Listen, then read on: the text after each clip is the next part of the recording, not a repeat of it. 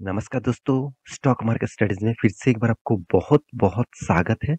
तो आज यहाँ पे मैं डिस्कशन करने वाला हूँ, एक ऐसे कंपनीज़ के बारे में, जो देखा जाए तो एक स्टॉक ब्रोकिंग कंपनी है, साथ ही साथ देखा जाए तो एक एनबीएफसी भी बोल सकते हैं।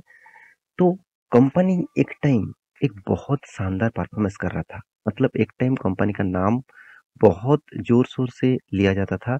आज कंपनी का हालत थोड़ा-सा वीकनेस में देखने को मिला है। क्योंकि देखिए स्टॉक जितने सारे स्टॉक ब्रोकिंग कंपनी है मतलब आपने जो डीमैट अकाउंट ओपन करके रखा किसी ना किसी के कंपनीज के ऊपर आपका तो डीमैट अकाउंट है ही। तो अगर आप तक अभी तक डीमैट अकाउंट नहीं है तो आप नीचे जाकर लिंक से डीमैट अकाउंट ओपन कर सकते हैं फ्री ऑफ कॉस्ट है। तो डीमैट अकाउंट किसी ना किसी कंपनीज के ऊपर है तो उस डीमैट अकाउंट में देखा जाए तो कौन सा कंपनी कितना फैसिलिटीज देता है उसके ऊपर डिपेंड करके कंपनी मतलब पब्लिक उस कंपनी के ऊपर डीमैट अकाउंट ओपन करते हैं। तो एक टाइम आज जिस कंपनी के बारे में बात करूँगा, एक टाइम इस कंपनी में बहुत बड़ा मतलब पॉज़िटिवली लोग इस कंपनी के थ्रू इन्वेस्ट करते थे। आज थोड़ा-सा नहीं, बहुत ज़्यादा वीकनेस देखने को मिला है। तो बहुत सारे दोस्तों ने कमेंट किया, "सर, क्या इस कंपनी के ऊपर निवेश करना चाहिए?" साथ ही साथ कंपनी ने एक गुड न्यूज़ भी दिया। इतने सारे निवेशक निवेश कर रखे हैं, उसके लिए गुड न्यूज़ भी है। चलो उसी के बारे में डिस्कस करूँगा, तो वीडियो को लास्ट तक देखिएगा क्योंकि आज मैं बात करूँगा मोतीलाल ओसवाल के बारे में। तो मोतीलाल ओसवाल आप सभी जानते हैं, एक स्टॉक ब्रोकिंग कंपनी है और ये एक फाइनेंस कंपनी कंपनी है, मतलब एनबीएफसी कंपनी है। तो एनबीएफसी कंपनी के बारे में आज डिस्कस करूँगा। तो वीडियो को लास्ट तक देखिएगा और अभी तक आपने चैनल को सब्सक्राइब नहीं किया तो देर किस बात की, अभी जाकर कर लीजिएगा और अभी तक टेलीग्राम को ज्वाइन नहीं किया तो ज़रूर कर लेना क्योंकि आपको daily basis stock market information, update, news इसी चैनल के माध्यम से कंटिन्यूअसली मिलता रहेंगे। तो चलो देख लेते हैं आज के स्टॉक के बारे में। तो इसका चार्ट पैटर्न के बारे में बात करूँ तो मैं 1 मंथ के चार्ट पैटर्न पे करूँ तो कुछ खास परफॉर्मेंस नहीं है। 6 मंथ में करीबन-करीबन 11% तक लॉस कंपनी दे चुके हैं। 1 साल में कंपनी करीबन 23% तक लॉस दे चुके हैं और 5 साल में कंपनी करीबन 44% का लॉसेस दे चुके हैं और मैक्सिमम चार्ट पैटर्न कर दूँ तो 253% का रिटर्न यहाँ पे दिया हुआ है।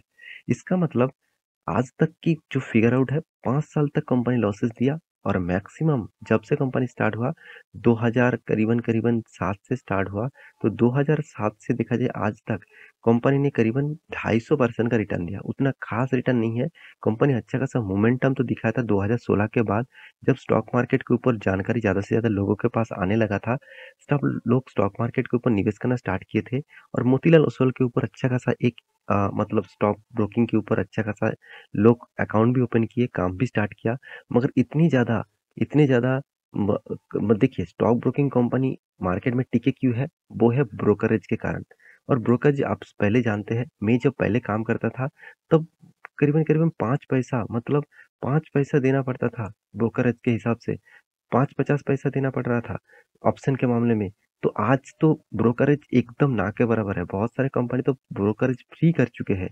1 साल के लिए फ्री है। तो ऐसे भी बहुत सारे कंपनीज़ हैं जो 1 साल के लिए फ्री है मतलब कोई भी चार्जेस नहीं लगेगा, ज़ीरो ब्रोकरेज है। सिर्फ़ आपको गवर्नमेंट चार्जेस देना पड़ेगा। तो इस तरीके से अगर हालत होगा तो बड़े-बड़े कंपनी तो मार खाएँगे। तो इसीलिए मोतीलाल ओसवाल जो है वो स्टॉक ब्रोकिंग को अभी उतना ज़्यादा फ़ोकस नहीं रखे हैं। अभी वो फाइनेंस के ऊपर काम करते हैं ज़्यादा से ज़्यादा। तो इस कंपनी के ऊपर गुड न्यूज़ क्या है? चलो मैं आज बता देता हूँ। उससे पहले जितने सारे स्टॉक ब्रोकिंग कंपनी है उसके नाम बता दूँ। शेर खान ये भी एक पॉपुलर कंपनी था, आज इसका हालत खराब हो गया।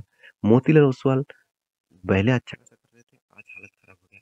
ज़ीरोधा वो पहले नंबर 1 थे, आज भी नंबर 1 है। क्योंकि इसका टक्कर देने वाला और इसके मार्केट के जो जो नया-नया इनोवेंट, नया-नया टेक्नोलॉजीज़ कंपनी लेके आते हैं, उस हिसाब से कंपनी को टक्कर देना इतना सीधे बात नहीं है। फिर भी उसको टक्कर देखा जाए तो एंजल ब्रोकिंग दे रहा है, मतलब जो आज नाम एंजल वन है। साथ ही साथ और भी बहुत सारे कंपनीज़ हैं। देखिए कार्बी जो स्टॉक ब्रोकिंग कंपनी जो बंद हो चुके हैं। गलत काम करेंगे तो स्टॉक ब्रोकिंग कंपनी तो बंद होगा ही। साथ ही साथ एचडीएफसी सिक्योरिटीज़ और साथ ही साथ Kotak, axis, ICICI direct, IIFL तो इतने सारे कंपनीज़ हैं। तो अभी देखा जाए तो मार्केट में कौन-सा रैंकिंग में कौन-सा है, सिर्फ ज़ीरोधा है, उसके बाद अपस्टॉक है, उसके बाद एंजल वन है, उसके बाद ग्रो है, इस तरीके से बहुत सारे कंपनीज़ हैं। तो मेरे कहने का मतलब है, जो कंपनी एक टाइम नंबर 1, नंबर 2 पोज़ीशन में था, आज वो उसका हालत कहाँ पे चला गया। उसके पीछे एक ही लॉजिक है, चलो मैं लॉजिक आपको समझा देता हूँ। तो कंपनी के डिटेल्स के बारे में बात करूँ तो कंपनी देखिए पुराना कंपनी है, अराउंड 1987 से कंपनी स्टार्ट हुए थे। तो आप बोल सकते हैं करीबन-करीबन 30-35 साल तक कंपनी हो चुके हैं। अभी कंपनी का जो फिगर आउट दिखा दूँ, कंपनी का 10 करोड़ के आसपास मार्केट कैप है। चलो ठीक है, कंपनी का पी रेशियो भी ठीक है, कंपनी का return of equity, return of capital employed सब कुछ ठीक है। एक बात मैं यहाँ पे आपको बता दूँ, कंपनी का जो डेप्थ है मुझे ज़्यादा देखने को मिला। 1.0 थी, हमेशा ज़्यादा ज़रूर मैं मानता हूँ।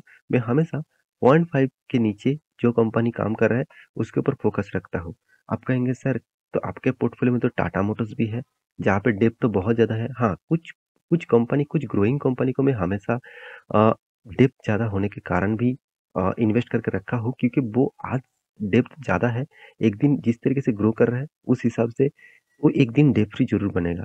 तो मुझे मोतीलाल ओसवाल का ग्रोथ उतना ज़्यादा नहीं देखने को मिला।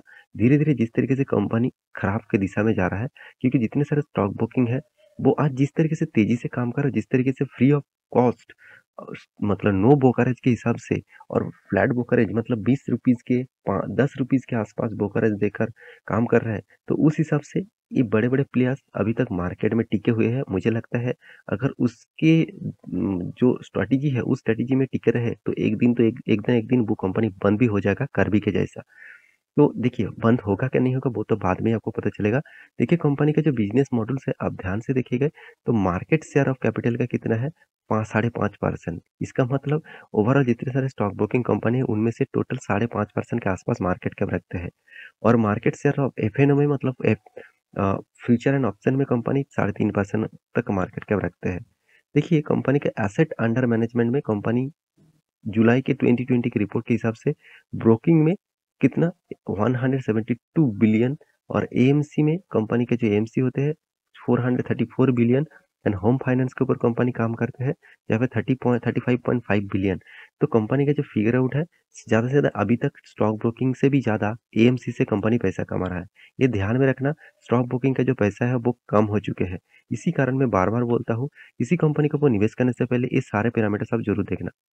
तो कंपनी के प्रॉफिट और लॉस क्या बता रहा है? कंपनी का प्रॉफिट और लॉस बता रहा है, कंपनी कंटिन्यूअसली प्रॉफिट को मेंटेन कर रहा है, ये सबसे बड़ी बात है।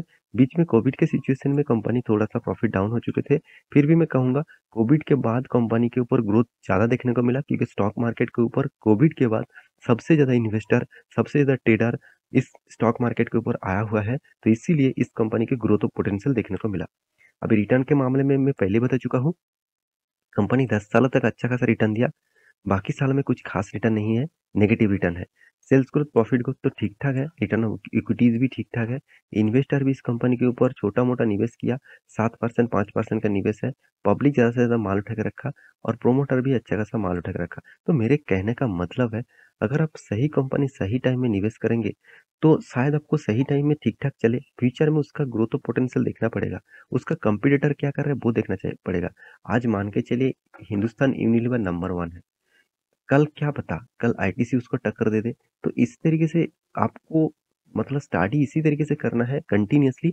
जिस कंपनी के ऊपर आप निवेश करना चाहते हैं, निवेश करके रखे हैं, उसके ऊपर हमेशा ट्रैक करना, हमेशा उसके ऊपर फोकस रखना। कभी भी मौका मिले एंटर हो जाना, कभी भी खराब सिनेरियो देखने को मिले तो एग्जिट भी हो जाना। तो ये बात हमेशा याद रखना। तो अभी इस कंपनी के ऊपर गुड न्यूज़ क्या है? चलो मैं आपको बता दूँ। कंपनी का गुड न्यूज़ है, कंपनी फिर से एक बार आपको डिविडेंड देने वाला है, और वो भी कितना ₹7 करके। कंपनी देखिए साल भर में एक नहीं 2-2 बार करके डिविडेंड देते रहते हैं। 2021-22 में भी 2 बार डिविडेंड दिया था और 2021 में भी 2 बार डिविडेंड दिया था।